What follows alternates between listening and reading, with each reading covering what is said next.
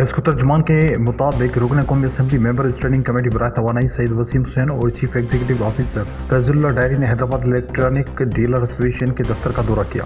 اس موقع پر حزب کو چیف ایگزیکٹو آفیسر فیض اللہ ڈائری نے شکریہ ادا کیا، بالخصوص رکن قومی اسمبلی ممبر اسٹینڈنگ کمیٹی برائے توانائی سید وسیم حسین کی کاوشوں سے حزب کی کارکردگی بہتر ہوئی ہے۔ آپ نے ہمیں دعوت دی، ہم آپ کے پاس آ گئے ہیں اور ہم آپ کو یہ بتائیں کہ آج تک حزب نے روشنیوں کے سفر میں 30 عدد فیڈر زیرو لوڈ شیڈنگ کر دی ہیں اور مزید 24 عدد فیڈرز مارچ 2026 تک زیرو لوڈ شیڈنگ کر دیں گے۔ ہم آپ کے تعاون سے کاروباری مراکز کو بھی زیرو لوڈ شیڈ کریں گے، جس کے لیے آپ عوام میں آگاہی دیں کہ نہ ہم خود بجلی چوری کریں گے اور نہ کسی کو کرنے دیں گے، بجلی قانونی طریقے سے استعمال کریں گے، 100% بل جمع کروائیں گے تو جنریٹر کے شور کا خاتمہ ہو سکے گا۔ اس موقع پر رکن قومی اسمبلی ممبر اسٹینڈنگ کمیٹی برائے توانائی سید وسیم حسین کا کہنا تھا کہ جب انسان اچھا ہو تو کام بھی اچھے ہو جاتے ہیں۔ جب سے چیف ایگزیکٹو آفیسر کا چارج فیض اللہ ڈائری نے چارج سنبھالا ہے، اس دن کے بعد سے ہمیں بہتری نظر آئی ہے، عوام کو ریلیف دیا گیا ہے۔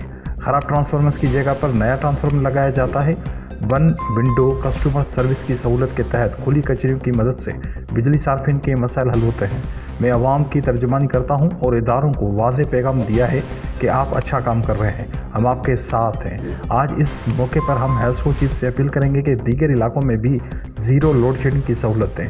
11 kV حیات بابا فیڈر کے ساتھ کاروباری مرکز چھوٹکی گھٹی کے علاقے کو بھی شامل کیا جائے۔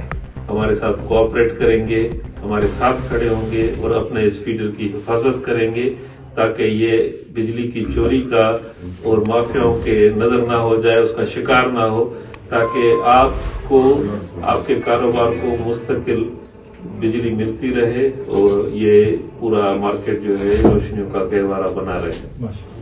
2 گرمیاں نکل گئیں، 2 گرمی کے سیزن نکل گئے۔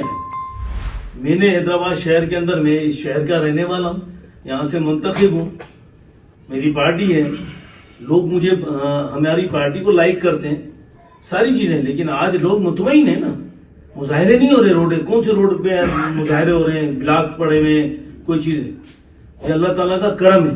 میں نے کہا نا، یہ نیت اچھی ہو تو منزل خود بخود آسان ہو جاتی ہے، اور پھر اللہ تعالیٰ ان جیسے CEO حیدرآباد کے اندر لگاتے ہیں۔ ابھی صاحب کے ساتھ ہم ٹیم ورک کے اندر ہم کام کرنے کی کوشش کر رہے ہیں، تو اس کی بنیادی وجہ ہے کہ عوام کو ریلیف دیا گیا ہے۔